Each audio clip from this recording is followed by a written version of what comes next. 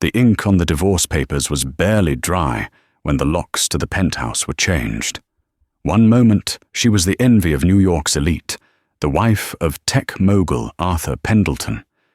The next, she was standing on the rain-slicked pavement of Fifth Avenue, 7 months pregnant, clutching a garbage bag filled with her clothes, while her husband's mistress, the rising starlet Candace Vane, watched from the balcony above. They thought they had discarded a penniless orphan. They thought she was weak. But Arthur didn't check her birth certificate closely enough. He didn't know that the woman he just threw away wasn't just Bella the charity worker.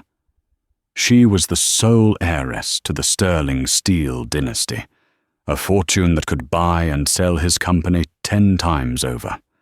And she wasn't just sad. She was ready for war.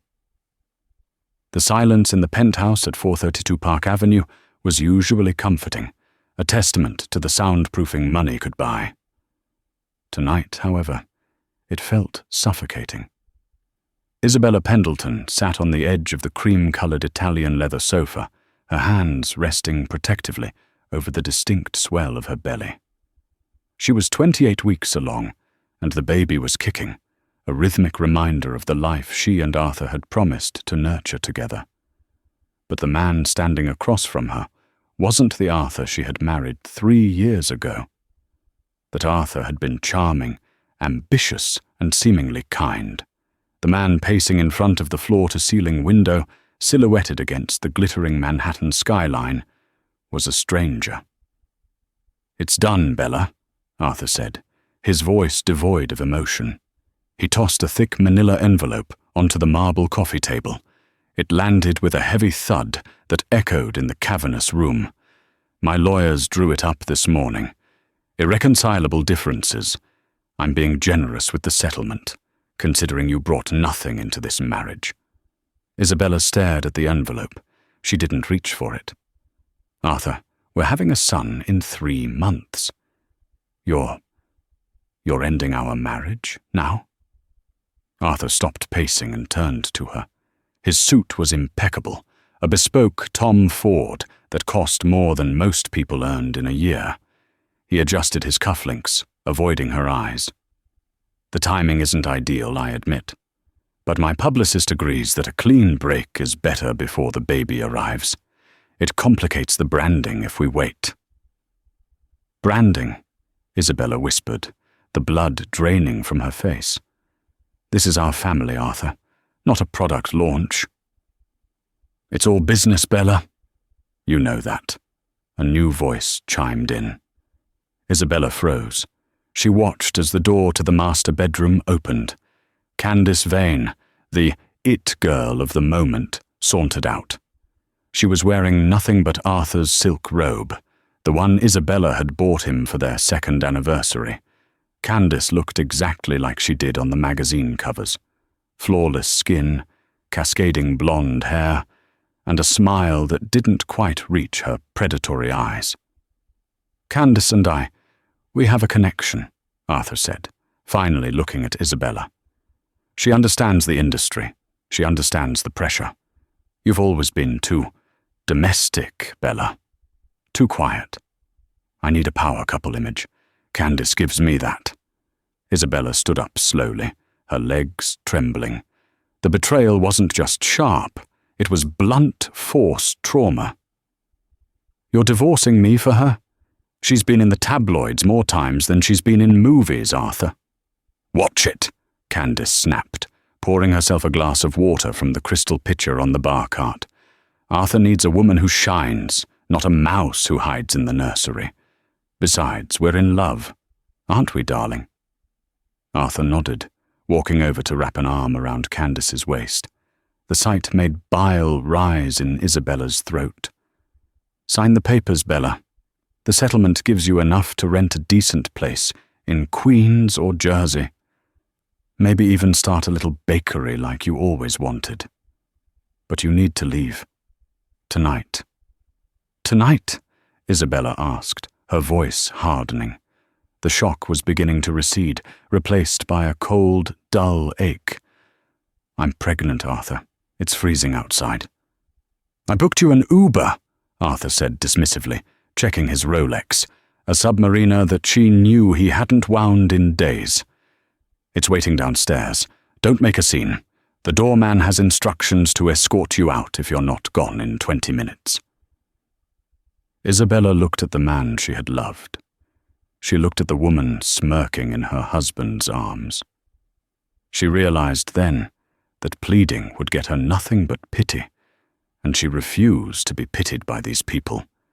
She didn't scream. She didn't throw a vase. She simply walked past the divorce papers on the table. "I don't want your settlement, Arthur," she said quietly.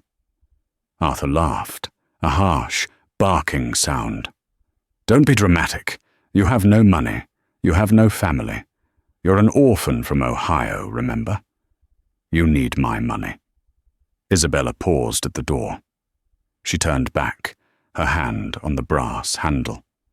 "I remember exactly who I am. I just forgot for a while." She walked out, leaving the envelope untouched on the table. The wind on 57th Street whipped through Isabella's coat as if it were made of paper. She had grabbed only her essentials, her phone, her wallet, and a small duffel bag she used for prenatal yoga. The doorman, a kind man named Henry, who had always tipped his hat to her, couldn't even look her in the eye as he held the door open. He knew. Everyone in the building probably knew before she did. She sat on a bench near Central Park, watching the taillights of taxis streak by like red ribbons in the rain. She checked her bank account on her phone. $340. That was what she had in her personal checking account. Arthur had always insisted on managing the finances, giving her a generous allowance on a credit card that she knew would be cancelled by morning. Her phone buzzed, a text from Arthur. "I see you left the papers. I'll have them couriered to whatever motel you end up in. Don't be stupid, Bella. Take the money." She deleted the message. The cold was seeping into her bones, and she felt a sharp cramp in her lower abdomen. Instinctively, she rubbed her belly. "I'm sorry, little one," she whispered. "I'm so sorry I chose him." She needed a plan. She couldn't stay in a hotel in the city. The prices would drain her funds in 2 nights. She needed to go home. Not the lie she had told Arthur, that she was a poor orphan from a no-name town in Ohio, but her real home.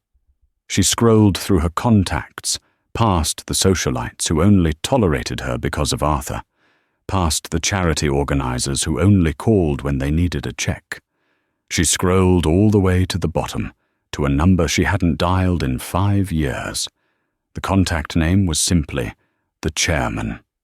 Her thumb hovered over the call button. Calling this number meant admitting defeat. It meant admitting she had been wrong to run away from her destiny, wrong to think she could live a simple life and find love for who she was, not for what she was worth. She pressed call. It rang once, twice.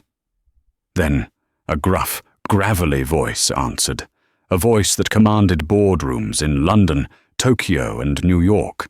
"This line is for emergencies only," the voice said. "Speak." Isabella swallowed the lump in her throat. Tears finally began to spill, hot and fast against her freezing cheeks. "Daddy!" There was a silence on the other end, a silence so heavy it felt like the line had gone dead.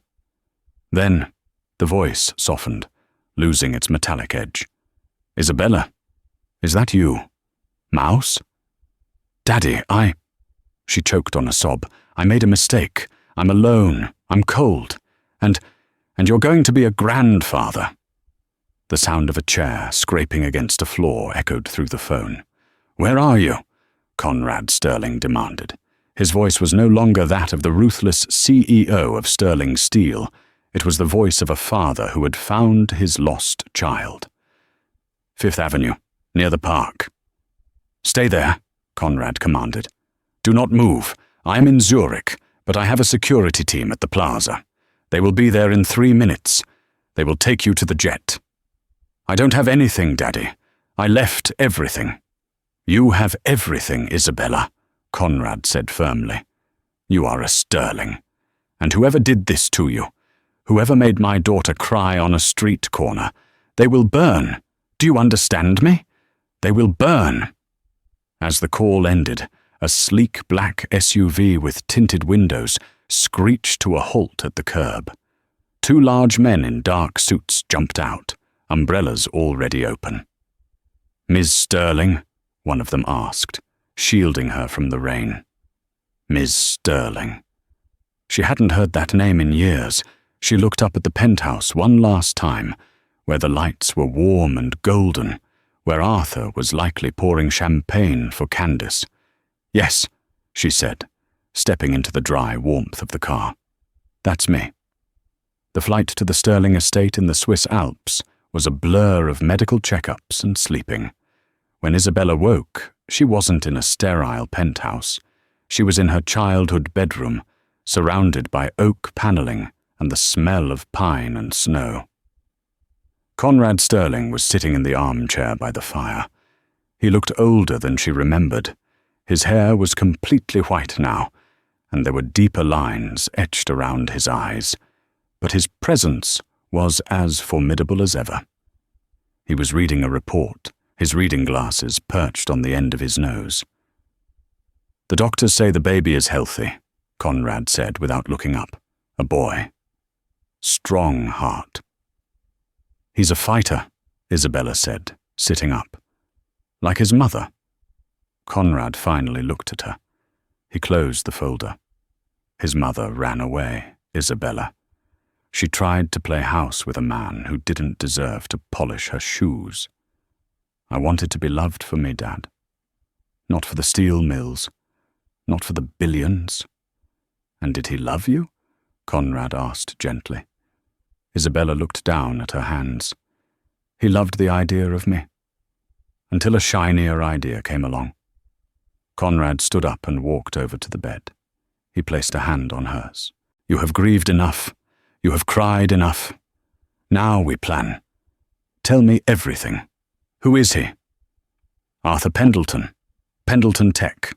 Conrad scoffed. "Pendleton? That mid-tier app developer? I could crush his stock price before breakfast." "No," Isabella said, a sudden fire igniting in her eyes. "No, Dad. I don't want you to crush him." "Then what do you want?" "I want to do it," she said. "He thinks I'm a nobody.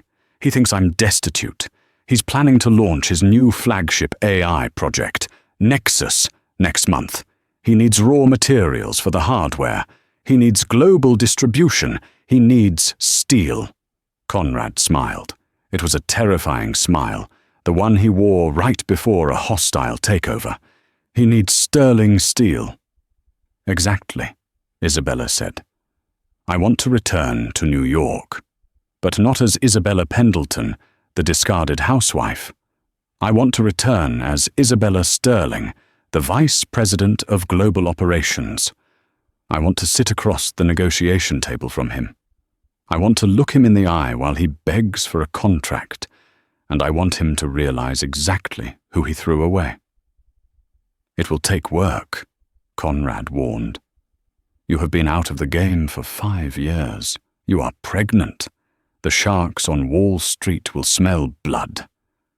"Let them bite," Isabella said, swinging her legs out of bed. "They'll break their teeth." 3 months later. The transformation was grueling. While other expectant mothers were painting nurseries, Isabella was studying market trends, analyzing supply chains, and relearning the ruthless art of corporate warfare. She traded her soft cardigans for tailored maternity suits from Chanel and Dior. She cut her hair into a sharp, angular bob that framed her face. On the day her son, Leo, was born, she was reviewing contracts between contractions. When she held him for the first time, she whispered a promise into his soft, dark hair. "Your father thought we were weak, Leo. We're going to show him what power really looks like." 6 weeks after the birth, Isabella was ready. The Sterling Group had quietly acquired a controlling interest in the logistics firms that Pendleton Tech relied on. They had squeezed the supply chain just enough to make Arthur desperate. Arthur was currently in panic mode. The news reports, which Isabella watched from her office in the newly constructed Sterling Tower in Manhattan, showed a frazzled Arthur Pendleton trying to explain delays in the Nexus launch. "We are experiencing minor supply chain hiccups," Arthur told the reporters, wiping sweat from his brow. Candace stood behind him, looking bored and checking her phone. "But we are close to securing a partnership with a major supplier that will solve everything." He didn't know the supplier was his ex-wife. Isabella pressed the intercom button on her desk. "Margaret?" "Yes, Miss Sterling?" "Send the invitation to Pendleton Tech. Tell Mr. Pendleton that the Sterling Group is willing to discuss a partnership. Set the meeting for the annual industrial gala next week." "And should I mention who the CEO will be meeting with?" "No," Isabella said, leaning back in her chair and swiveling to look out at the city she now owned. "Just tell him he'll be meeting with the Heiress. Let him think he's about to charm some old money socialite." The trap was set. 2 days before the annual industrial gala, the atmosphere inside the executive suite of Pendleton Tech was toxic. Arthur Pendleton stood over the desk of his CFO, Grant Miller, watching the red lines on the monitors dip lower. "Explain this to me again, Grant," Arthur growled, slamming his hand onto the mahogany surface. "Why are our suppliers in Taiwan ghosting us? We have a contract." Grant, a man who had aged 10 years in the last 10 weeks, adjusted his glasses nervously. "It's not just Taiwan, Arthur. It's the shipping logistics. A holding company called Lionheart Global bought out our primary freight partners last week. They've deprioritized our shipments. They claim capacity issues, but it feels targeted. Without that steel for the server racks, the Nexus launch is dead in the water." "Fix it," Arthur snapped. "I don't care what it costs. Throw money at them." "We don't have the money, Arthur," Grant said quietly. "The divorce settlement, the rebranding for Candace, the new penthouse. Cash flow is negative. We need the Sterling Group investment. If we don't close that deal at the gala on Saturday, the board is going to vote for a leadership change." Arthur loosened his tie, feeling the walls closing in. "The Sterling Group will sign. I'm Arthur Pendleton. I'm a visionary. They need my tech as much as I need their capital." He stormed out of the office, needing a drink, only to run into Candace in the hallway. She was screaming into her phone, her perfectly manicured nails digging into the leather case. "What do you mean, declined?" she shrieked. "It's a black card. Run it again." She noticed Arthur and hung up, her face a mask of fury. "Arthur, the jeweler just embarrassed me in front of the paparazzi. They said your card was declined. Do you know what that does to my image?" "Lower your voice," Arthur hissed, grabbing her arm and pulling her into his office. "We are having a temporary liquidity issue. It will be resolved on Saturday." Candace pulled her arm away, smoothing her red silk dress. "It better be. I didn't leave my director boyfriend for a broke tech bro. The tabloids are already calling me a home wrecker. If you turn out to be a failure too, I'm finished." "I am not a failure," Arthur shouted, his face reddening. "I built this company from nothing, and I got rid of the one thing holding me back, Isabella. She was a weight, dragging me down into mediocrity. With her gone, I'm free to make the big moves. Saturday's the big move." Candace rolled her eyes, pouring herself a drink from his private stash. "Just make sure you charm this Sterling Heiress. I heard she's some European old money prude. Probably ugly. Flirt with her. Promise her whatever she wants. Get the check, and let's go to St. Bart's." Meanwhile, at the Sterling estate on Long Island, Isabella stood in front of a full-length mirror. The woman staring back was unrecognizable from the Isabella of 3 months ago. The soft, flowy maternity clothes were gone. In their place, she wore a custom-designed gown by Versace, midnight blue velvet that hugged her post-pregnancy curves, with a slit that went up to her mid-thigh. It was elegant, powerful, and dangerous. Around her neck sat the sterling star, a 40-carat sapphire necklace that had belonged to her grandmother. It was worth more than the entire penthouse Arthur had kicked her out of. "You look like a queen going to an execution," Conrad said, leaning against the doorframe, holding a glass of scotch. Isabella adjusted the diamond clasp. "Not an execution, Dad. A corporate restructuring." "Are you ready to see him?" Conrad asked, his voice serious. "It hasn't been that long.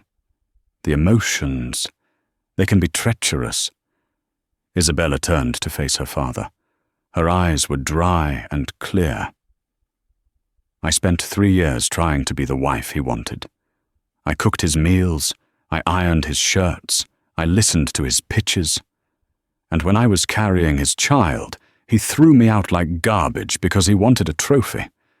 I don't feel love, Dad. I don't even feel hate. I feel business." "Good," Conrad nodded. "The nanny is set with Leo. The security team is prepped. The car is waiting. Tonight, New York meets Isabella Sterling. And Arthur Pendleton meets his end," she whispered, picking up her clutch. Inside was not just lipstick, but a USB drive containing forensic accounting of Pendleton Tech's supply chain, the evidence she needed to prove his company was overvalued and vulnerable. She walked down the grand staircase, the heels of her Louboutins clicking like the ticking of a clock. Time was up. The Pierre Hotel ballroom was a sea of tuxedos, designer gowns, and flashing cameras. This was the event of the season, the annual industrial gala, where old money met new tech, where mergers were whispered over champagne and empires were built on handshakes. Arthur arrived with Candice on his arm. Candice worked the red carpet aggressively, posing for the photographers and flashing a dazzling smile that didn't reach her eyes. Arthur, however, was sweating. He scanned the room, ignoring the questions from the press about his delayed product launch. "Stick to the script," Arthur whispered to Candice as they entered the ballroom. "Smile, nod, and don't drink too much. We need to find the Sterling table." "I need a drink," Candice muttered. "These people are boring.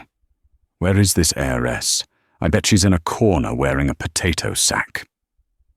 They navigated through the crowd. Arthur was stopped by a few acquaintances, but their greetings were cool. The rumors of his financial trouble were spreading. He needed this meeting to happen now. He spotted the table near the front, prime real estate. The placard read, "The Sterling Group."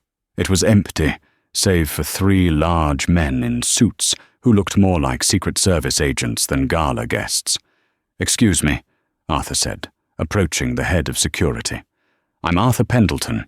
I have a meeting scheduled with the Vice President of Operations." The guard looked him up and down, unimpressed. "Ms. Sterling will be here shortly. Please wait." "Ms. Sterling?"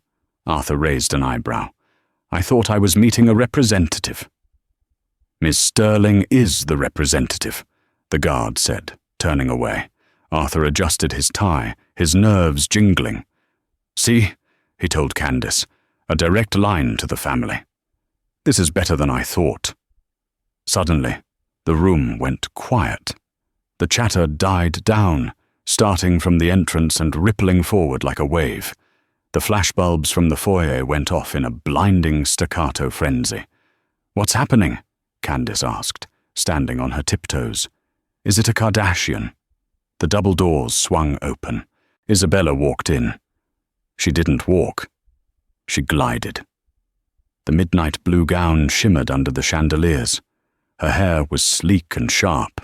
Her makeup was flawless, highlighting her high cheekbones and piercing eyes.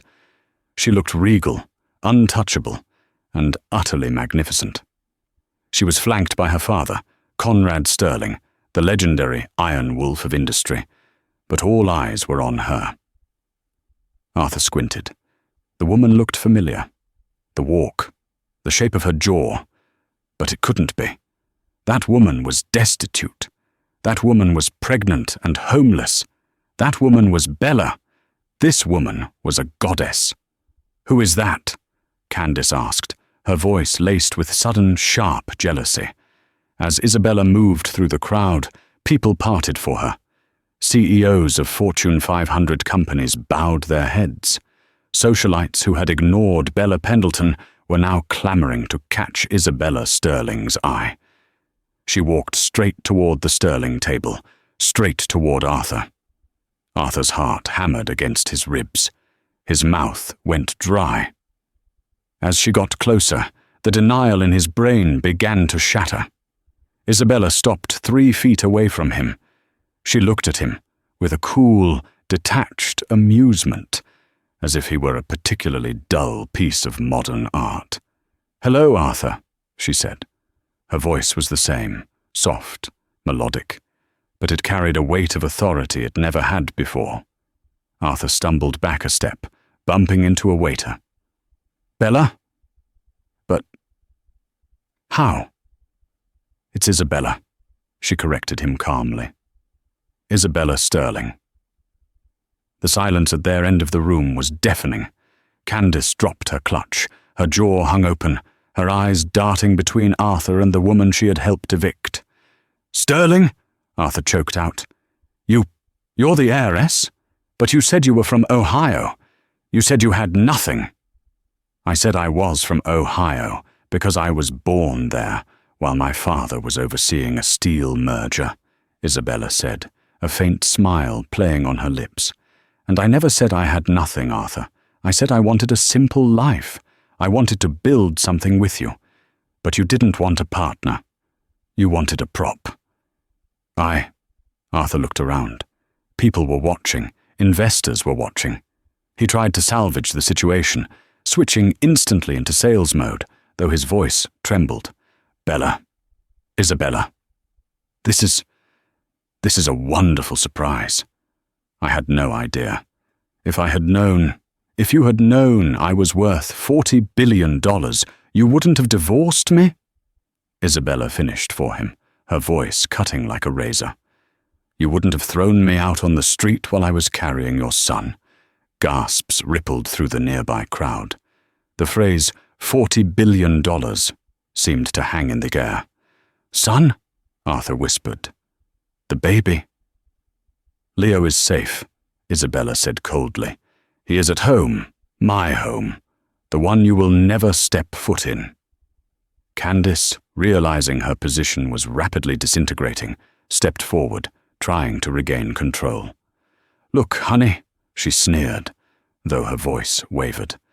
"Good for you. You found a sugar daddy to adopt you. But Arthur is here for business. We have a meeting with the Sterling Group.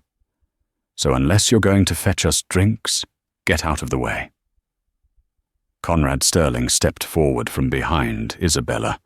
His presence was terrifying. He looked at Candace as if she were a stain on the carpet. "Young woman," Conrad rumbled, "this is my daughter, and she is the Sterling Group." Candace went pale. She shrank back behind Arthur. Isabella didn't even look at Candace. Her gaze remained fixed on Arthur. "You wanted a meeting, Arthur. You wanted to discuss the supply of high-grade steel for the Nexus project. Well, here I am. Pitch me." Arthur stammered. "Bella, please, can we talk in private? There's been a misunderstanding. I still love you. The divorce, it was a mistake. I was stressed. Candace meant nothing." "Hey!" Candace squawked, grabbing his arm. Arthur shook her off violently. "Shut up! Bella, look at me. We have a history. We have a child. We can fix this. We can be the power couple I always talked about. Imagine it. Pendleton Tech and Sterling Steel. We would rule the world." Isabella laughed. It was a dry, humorless sound. "You still don't get it. You think this is a negotiation for reconciliation. It's not."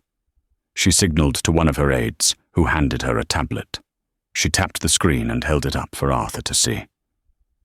"This is the current status of your Series B funding," Isabella said, her voice projecting clearly so the surrounding investors could hear. "And this is your supply chain report. You're insolvent, Arthur.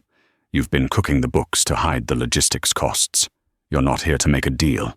You're here to beg for a bailout." Arthur's face turned grey. "That's confidential information. That's corporate espionage." "It's due diligence," Isabella countered. "And as of this morning, Sterling Group has acquired the debt notes for Pendleton Tech, which means, Arthur, I don't just supply your steel." She stepped closer, leaning in so only he could hear the final blow, though the microphone on the podium nearby picked up the chill in her voice. "I own your loans. I own your debt. And if you don't pay me in full by Monday morning, I own your company."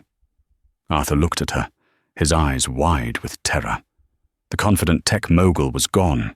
In his place was a man watching his life turn to ash. "You can't do this," he whispered. "I can," Isabella said, turning her back on him. "And I will. Enjoy the party, Arthur. It's the last one you'll be invited to." She took her father's arm and walked away, leaving Arthur Pendleton standing in the center of the ballroom, alone, exposed, and utterly destroyed, as the flashing cameras captured every second of his humiliation. The Monday morning following the gala was a bloodbath on Wall Street for Pendleton Tech. The image of Arthur Pendleton, pale and trembling before the imposing figure of Isabella Sterling, had been splashed across every financial newspaper and tabloid from New York to London. The headline of the New York Post was brutal in its simplicity. "Steel curtain falls on Pendleton." Inside the penthouse at 432 Park Avenue, the air was thick with panic. Arthur was pacing the living room, his phone glued to his ear, shouting at his legal team. "What do you mean there's nothing we can do? I'm the founder. You can't just let us seize the assets," Arthur screamed. He listened for a moment, then threw the phone against the wall. It shattered, a fitting metaphor for his life. "They're calling in the loans," Arthur muttered to the empty room. "All of them. Immediately." He turned to find Candace dragging 2 large Louis Vuitton suitcases out of the bedroom. She wasn't wearing the silk robe anymore. She was dressed in jeans, a leather jacket, and oversized sunglasses, looking ready to flee a crime scene. "Where are you going?" Arthur asked, his voice cracking. Candace didn't even look at him. She struggled with the zipper of the bag. "I'm going to stay at the Soho house. My agent says I need to distance myself from this toxic fallout. You're radioactive, Arthur." "Radioactive?" Arthur laughed hysterically. "You're the reason I did this. I divorced Bella for you. I bought this apartment for you. You divorced her because you're greedy." Candace spat back, finally locking eyes with him. "And you bought this apartment on credit. Credit you don't have anymore." She grabbed the handle of her suitcase. "By the way, I'm taking the jewelry. Consider it severance pay for the embarrassment of dating the world's biggest loser." "You can't take that!" Arthur lunged for her, grabbing her wrist. "Get off me!" Candace shrieked. Suddenly the front door burst open. It wasn't the police. It was worse. It was a team of 4 men in grey jumpsuits, led by a woman holding a clipboard. Behind them stood 2 uniformed officers. "Mr. Pendleton," the woman said briskly, "I'm the asset liquidation officer appointed by the creditor, Sterling Global Holdings. We are here to secure the premises." Arthur let go of Candace, who stumbled back. "You can't just walk in here." "Actually, we can," the officer said. "According to the terms of your defaulted loan, the property and all contents purchased with company funds are now collateral. That includes the furniture, the art, and—" She pointed to Candace's wrist. "The diamond bracelet Ms. Vane is wearing. It was purchased on the corporate account 3 months ago." Candace gasped, clutching her wrist. "This is mine. It was a gift." "It's company property," the officer said calmly. "Hand it over, or we will have the officers arrest you for grand larceny." Arthur watched in horror as Candace, cursing and crying, was forced to strip off the jewelry he had given her. She threw the bracelet at the officer, then turned to Arthur with a look of pure hatred. "I hope you rot," she hissed. She grabbed her bags and stormed out, pushing past the liquidation team. Arthur was left alone in the center of the room as the movers began tagging the furniture with red stickers. His life was being disassembled piece by piece. His phone, the one he had thrown, buzzed on the floor. The screen was cracked, but he could see the caller ID. It was his mother. He ignored it. He sank onto the floor, pulling his knees to his chest. He had traded a loyal wife and a child for a woman who just left him for a bracelet. 2 hours later, he was escorted out of the building. He had nothing but the clothes on his back and a box of personal files. As he stepped onto the sidewalk, a black limousine pulled up. The back window rolled down. It was Isabella. She looked at him, her face unreadable behind dark sunglasses. She didn't smile. She didn't gloat. "Get in," she said. Arthur hesitated, then opened the door and slid into the leather seat. He expected her to yell. He expected her to laugh. "Why?" Arthur whispered. "Why didn't you tell me? Why did you let me think you were poor?" Isabella took off her glasses. Her eyes were sad, but clear. "Because I wanted to know if you loved me, Arthur. Not the money. Not the name. Just me. And I got my answer. I made a mistake," Arthur sobbed, the fight finally leaving him. "I was stupid. I was weak. Please, Bella, I've lost everything. The company, the house, Candace. I have nothing."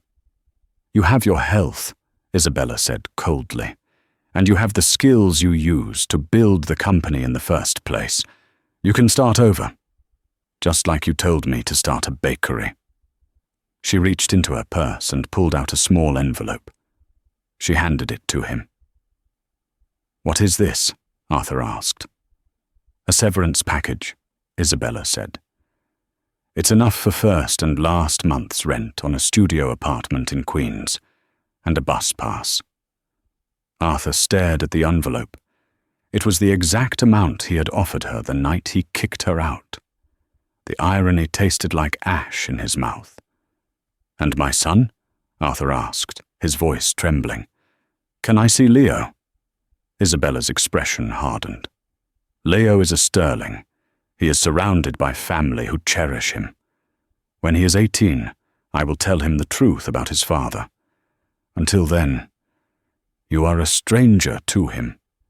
You chose your path, Arthur. Walk it." She tapped on the partition glass. The driver nodded. "Get out, Arthur." Arthur stepped out of the car onto the busy street. The limousine pulled away, disappearing into the traffic, taking his past, his future, and his heart with it. The radiators in the studio apartment in Astoria hissed and banged, a metallic symphony that kept Arthur awake most nights. It had been 6 months since the collapse. The generous settlement Isabella had given him, the exact amount he had once offered her, had evaporated faster than he anticipated. Security deposits, utility setup fees, and the sheer cost of existing in New York without a corporate expense account had drained him. Arthur Pendleton, the man who had once graced the cover of Forbes as a visionary under 30, was now sitting on a second-hand mattress, staring at a stain on the ceiling that looked suspiciously like the shape of the Manhattan Island he had been exiled from. He had tried to get back into the game. In the first few weeks, he had called in favors. He dialed the private numbers of venture capitalists he had made rich, board members he had vacationed with in Saint-Tropez, and tech editors who had called him a genius. The responses were uniform. "Arthur, you're toxic," one former investor told him bluntly. "It's not just that you lost the company. It's how you lost it. You tried to hustle the Sterling family. You publicly humiliated a pregnant woman who turned out to be the most powerful heiress in the industrial sector. No one will touch you. You're a liability. When the calls stopped being answered, Arthur tried to apply for mid-level management jobs. He was rejected for being overqualified, or more often, simply ghosted. By month 4, the hunger was real. Not the metaphorical hunger for success he used to preach about in TED Talks, but the gnawing physical ache of an empty stomach. He sold his remaining bespoke suits to a consignment shop for pennies on the dollar. He sold the Rolex. Finally, he walked into a chain auto repair shop in Queens. The manager, a burly man named Frank with grease permanently etched into his fingerprints, looked at Arthur's soft hands and skeptical expression. "I know engines," Arthur said, his voice void of its old arrogance. "I built the software that optimizes fuel injection for half the luxury cars on the market. I can change oil. I can rotate tires. I just need a job." Frank hired him, not as a manager, but as a lube tech level 1. Minimum wage. Arthur, now just Artie to his co-workers, spent his days in a pit under dirty sedans, hot oil dripping onto his safety goggles. It was grueling, back-breaking work. But in the rhythmic turning of wrenches, Arthur found a strange, numbing peace. There were no board meetings. There were no lies. There was just a broken machine, and he fixed it. While Arthur scraped grease from his fingernails, Isabella Sterling was reshaping the skyline. The acquisition of Pendleton Tech had been seamless. She didn't destroy Arthur's work. She perfected it. She integrated his Nexus AI with Sterling Steel's global logistics network, creating the most efficient supply chain system in history. The stock price didn't just recover, it tripled. But Isabella's greatest project wasn't the company. It was Leo. Leo was now 5 years old. He was a bright, curious boy with unruly dark hair and a laugh that could light up the gloomiest boardroom. Isabella made sure his life wasn't just nannies and private drivers. She took him to the park. She read to him every night. She ensured he knew he was loved not for what he would inherit, but for who he was. Conrad Sterling, having formally retired to the Swiss Alps, visited often. The Iron Wolf had melted into a doting grandfather who let Leo put stickers on his expensive Italian loafers. "He asks about his father," Isabella said one evening, standing on the balcony of her new estate in the Hamptons. The ocean breeze was cool, a stark contrast to the stifling heat of the city. Beside her stood Dr. Lucas Bennett. Lucas wasn't a billionaire. He wasn't a CEO. He was the chief of pediatric surgery at Mount Sinai, a man who spent his days saving children's lives and his weekends volunteering at clinics in the Bronx. He had met Isabella at a charity gala, not realizing who she was until their 3rd date. He treated her with a gentle, steady respect that Arthur had never been capable of. "What do you tell him?" Lucas asked, taking a sip of his wine. "I tell him his father is gone," Isabella said, her eyes fixed on the horizon. "I don't lie. Arthur is gone. The man I married doesn't exist anymore. He was a mirage. Leo is smart," Lucas said softly. "One day, he'll look for the man behind the mirage." "I know," Isabella sighed. "But by then, I hope he'll be strong enough to see the truth without it breaking him." Lucas set his glass down and took Isabella's hand. "He has you, and, if you'll have me, he has us." Isabella looked at Lucas. She saw no calculation in his eyes, no ambition to use her name, just love. "Yes," she whispered, "he has us." 2 years later, the grand opening of the Sterling Pendleton Science Center in Manhattan. It was a black tie affair, the kind of event that shut down city blocks.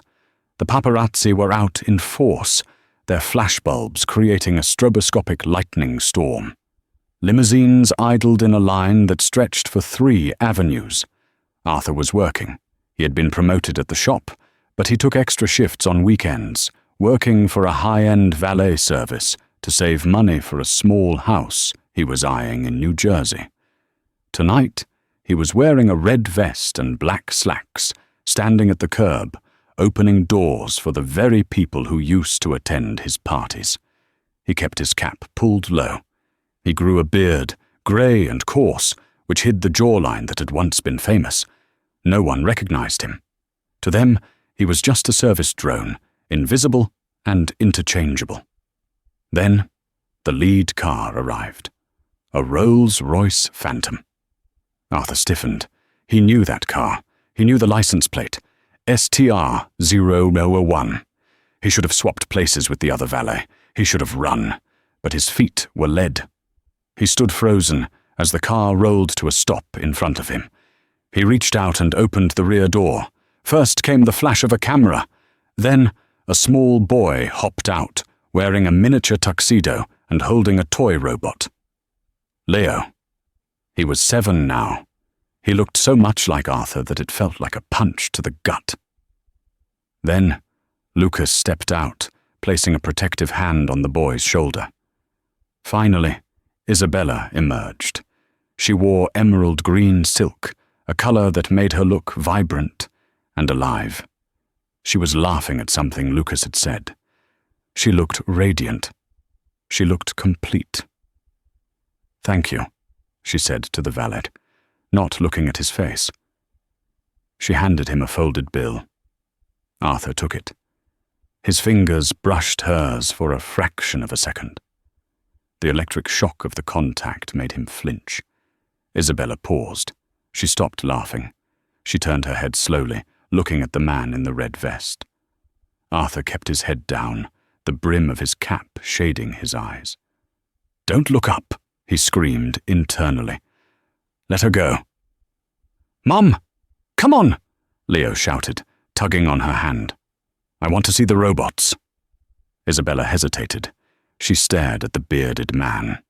She saw the hands, calloused, stained with oil, rougher than she remembered. But the shape of the knuckles was familiar. She saw the way he held his posture, a shadow of the confidence he once had. "Is everything okay, Bella?" Lucas asked, stepping back toward her. "Yes," Isabella said, her voice barely a whisper. She looked at Arthur one last time. In that silence, 1,000 words were spoken. She saw his fall, she saw his punishment, and she saw that he had accepted it. "Just a ghost," she said to Lucas. She turned away and walked up the red carpet, her family flanking her. Arthur let out a breath he didn't know he was holding. He looked at the bill in his hand. It was $100. "Hey, buddy," Leo's voice rang out. Arthur looked up. The boy had run back down the few steps of the carpet. He was standing right in front of Arthur. "You dropped this," Leo said, holding out a ticket stub that had fallen from Arthur's vest pocket. Arthur knelt down. He was eye level with his son. Up close, the resemblance was undeniable. The same nose, the same inquisitive brow. "Thank you," Arthur rasped, his voice thick with emotion. Leo tilted his head. "My dad liked robots, too. Mummy says he built the first brain for them." Arthur's heart hammered against his ribs. He could say it. He could say, "I'm your dad."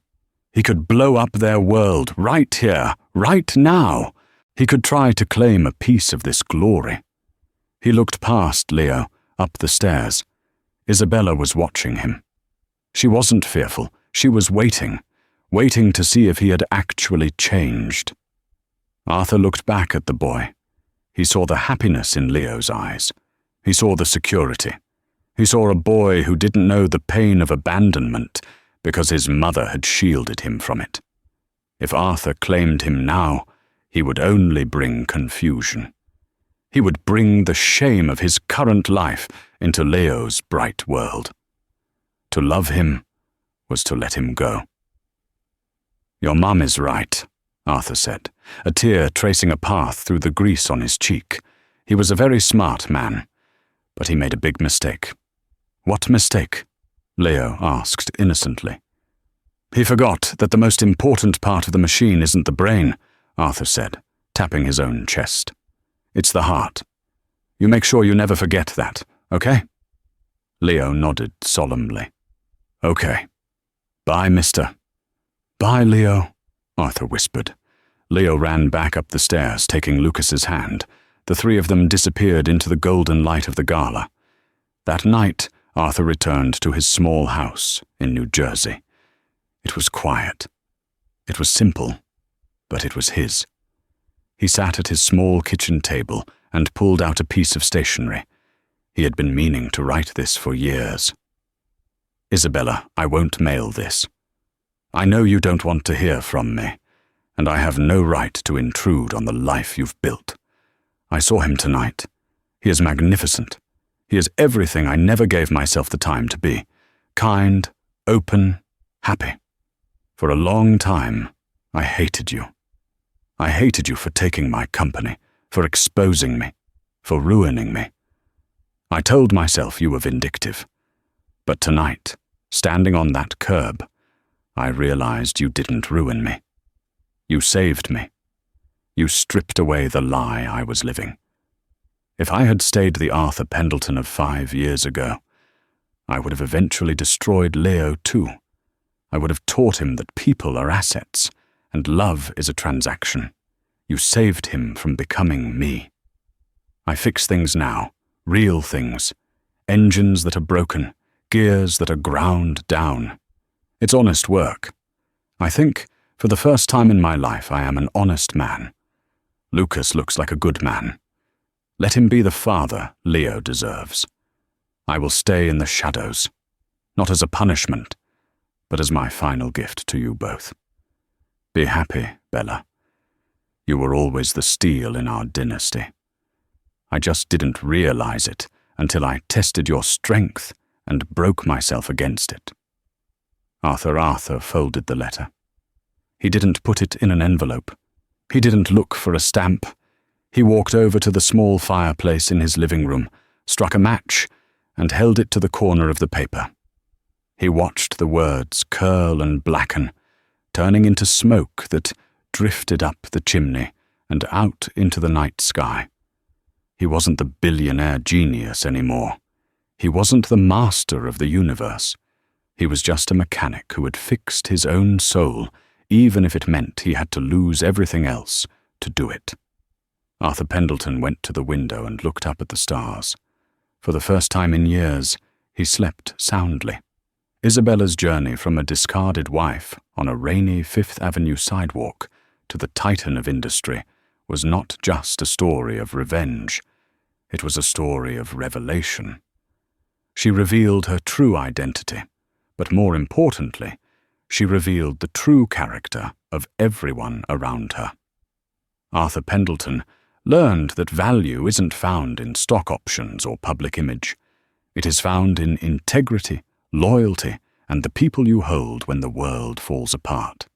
He paid a heavy price for his arrogance, losing the family he could have had. But in his loss, he found a shred of humanity he never possessed when he was rich. This story reminds us that underestimating someone based on their current circumstances is a dangerous game.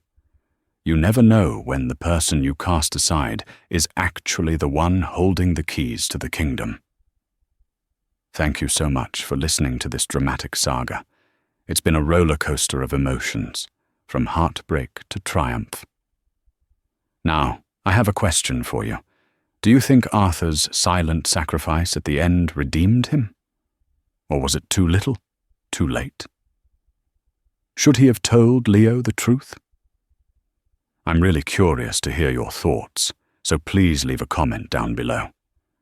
If you enjoyed this story, please smash that like button.